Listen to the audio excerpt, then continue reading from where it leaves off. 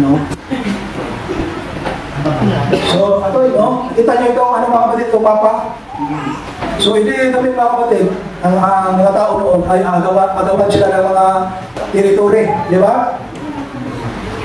Example, no? Itong Roma, no? So, yan, agawan sila ng mga tori noon kakapsat ng mga teritori. Kahit ngayon, mayroon pa rin kakapsat, no? Agawan ng mga bansa, agawan ng mga teritori. So, bawat bansa kakapsat talagang nagsumikap sila para hindi maagaw ang kanilang teritoryo. So, ganun ang kanilang ginagawa, mga kapatid. Okay? Hindi na makita. Meron yung tinatawag ng mga soldado kakapsat, mga barbarians, na kung saan sila yung talagang kapag makipagdigma, matatapang yan sila mga kapatid.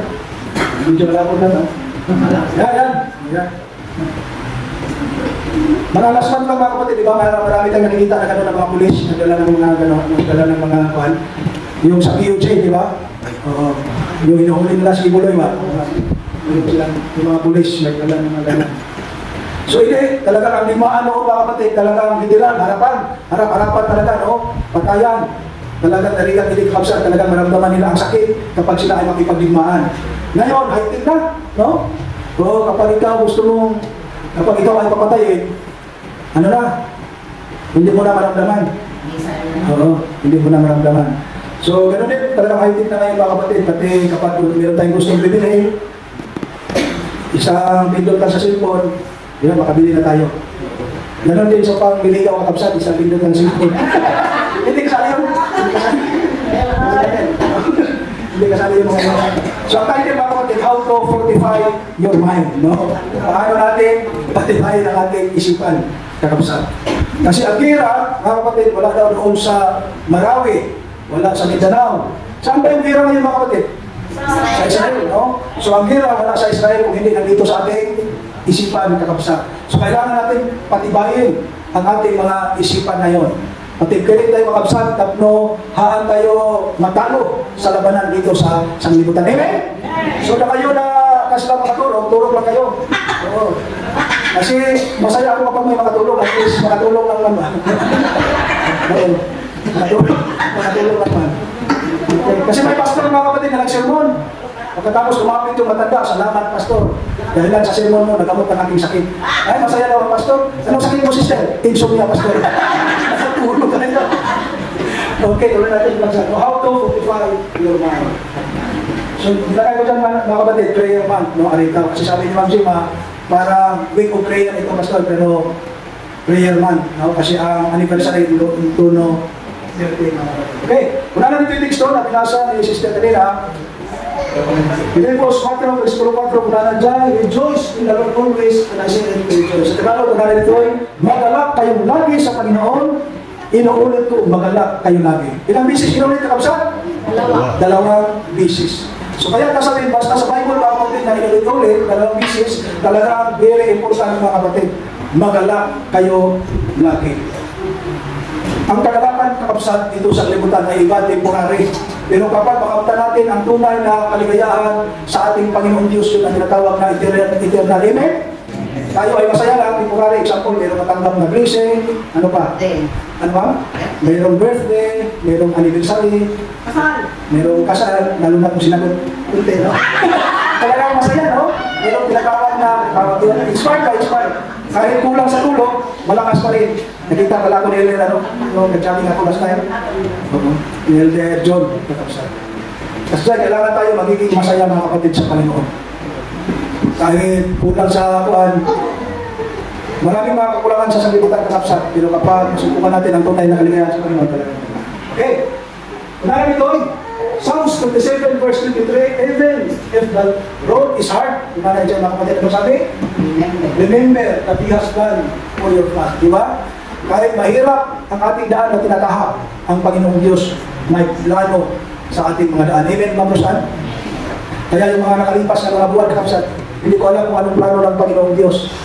Pero may mga sitwasyon sa buhay na hindi natin alam kung anong kasagutan ng Panginoon. Pero tagal-tagal parang meron tinatawag na explanation mga kapatid sa ating luwa. Okay. Unahan ito, Romans 8:28, all things work together for God, those who love God, mga kapatid. Mayroong time na may mga disappointment sa buhay, may mga kahirapan, pero ni Apo Diyos sa kapsat, mayroong plano bawat isa sa atin. Amen? No? Unahan ito, God for those who love God. Sa mga taong may pagmamahal sa Panginoon. Who have been called according to His purpose, mga kapatid. Okay, mga alam mo na ito ng mga teksto, mga pang-encouragement. Hebrews 13 verse 5, He has promised to go with you through everything in life. So ang pangako ng ating Panginoong Diyos, tayo ay gabayan. Tayo ay samahan, mga kapatid, no, sa ating buhay. Kung ano man yung mga plano sa ating mga buhay, panagbiya kakabsat, mayroong pangako ang ating Panginoon. Mayroong plano. Hebrews 13 verse 5, For He Himself has said, I will never leave you nor forsake you. Amen? Hindi tayo pabayaan at iiwan ang ating Panginoon. Ganun tayo kamahal ng kapsat ng ating Panginoon. Kaya, kailangan tayo magiging masaya palagi. Kasi yun ang gusto ng ating Panginoon. Kasi kung tayo ay malungkot palagi, mga kapatid, yun ang dahilan na tayo ay magkasakit. Maraming mga sakit, negative energy na papasok sa ating mga katawan. Kaya ako, mga kapatid, kahit kastoy tiro pa, masaya lang ako palagi. No? Kasi hindi pa maganda ang ating insura. So, malungkot pa tayo, mas lalo, mga kapatid, no? Hindi masaya ang Panginoon. Okay.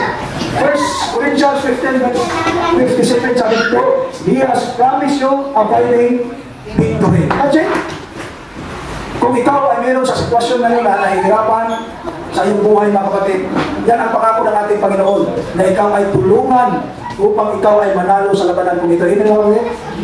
Actually, hindi ko alam kung ang iba sa inyo mayroong mga problema, pinagdaanan sa buhay. Yan, panghawakan natin ang plano ng ating Panginoong Diyos na tulungan niya tayo upang manalo. Yung naglaro kami doon, mga kapatid, sa Mayungko, pastor ultra elder, sabi yung mga pastor, ipanalo na lang mo kami kasi total, nagpipray kami sa inyo. Siyempre, ang mga elder, mga kapatid, sumikap din sila na manalo. Natapos na yung first quarter, second quarter, third.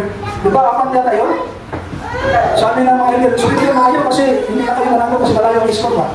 Alam niyo, mga kapatid, sa last na round, talagang nanalo ang mga pastor. Amen? Isa lang ang puntos talaga. Kahit ako parang gusto ko na mag-stop. No? Kasi lalo na kung hindi makasiyod kaya, nakakaya sa mga iwan, maraming ano. Pero nanalo kami, mga kapatid, isang puntos lang. No? So, Pascal, talaga ang Panginoon Diyos. Wala ito. Hindi ko na natin. Ito na picture, mga kapatid, masaya hindi. Meron yan ang bata na kamukha dito, tingnan nyo. Meron pa, no? Talagang nalungkot, no? Kasi kapag mo na yun. Yan. So ito nga, babae, mga kapatid, ang side niya, masaya, ang kabilang side ay malungkot. Actually, maraming mga kapatid na ganyan, no? Example, dito sa church, ang iba, nag-smile-smile lang, hindi natin alam na may problema pala, pinagkaanan kasi mga kapatid. Pero ako, masaya na ako ngayon, mga kapatid, no? Hindi ko alam. Hindi ko alam kung hanggang kailan ang kasayahan. Yan. So, kapag tayo ay malungkutin, magiging ganyan ang mukha natin. Kakabsat. Kung masyadong malungkutin tayo, posible ang mukha natin magiging ganito, mga kapatid. Magiging ganyan. Posible ka magiging ganyan. Okay. So, kaya nito ay therefore, even we can be happy about your life. Diba? Maganda ito na text ito, mga kapatid. Learn to be happy in the Lord. Oh, may mga tayo na parang hindi tayo happy sa ating buhay. Pero kailangan matuto tayo na happy tayo sa piling ng ating Panginoon. Ano ba sabi niyo, mga kapatid? Amen. Masaya tayo sa ating Panginoon. So sa oras po ito, ang ating sermon ay mayroong 4 na page, no? 4 page. Ito yung uso ngayon? 4 page. Marami nakatali, bakit sila hindi naisali? Meron yung mga masaya kasi naisali. Kapag mag-withdraw ka ngayon sa bangko na kapsat, kapag tama-tama sa 4 page yung magwara sila, talagang hindi ka makakuha. Oo, mag-release talaga makakuha. Pero itong 4 page ngayon, mga kapatid, pag-aralan natin ngayon, lahat kayo kasali, amen? Walang exciting. Parang dito kamayan nyo sasali, ha? Dito lang. Yun yung mga kapatid. So, una namin, mga kapatid, sa dito, build the wall of praise. No. Ano yung praise sa Tagalog? Papuri. So kailangan, mga kapatid, palagi tayong magpuri sa ating Panginoon araw-araw upang mapatibay ang ating isipan, mapatibay ang ating relationship sa ating Panginoon. Si King David, paano nabisi si Sula ang praise sa ating Panginoon? Sabi niya, 5 times a day I praise God. Kaya si King David, kahit gaano ka lakas yung pagsubok niya, nagbaligi si King David, mga kapatid. Okay, unana dito, verse 5. Ito nyo ang kayo ninyo. Sa Philippians 4, verse 5. So unana dito, let your moderation be evident.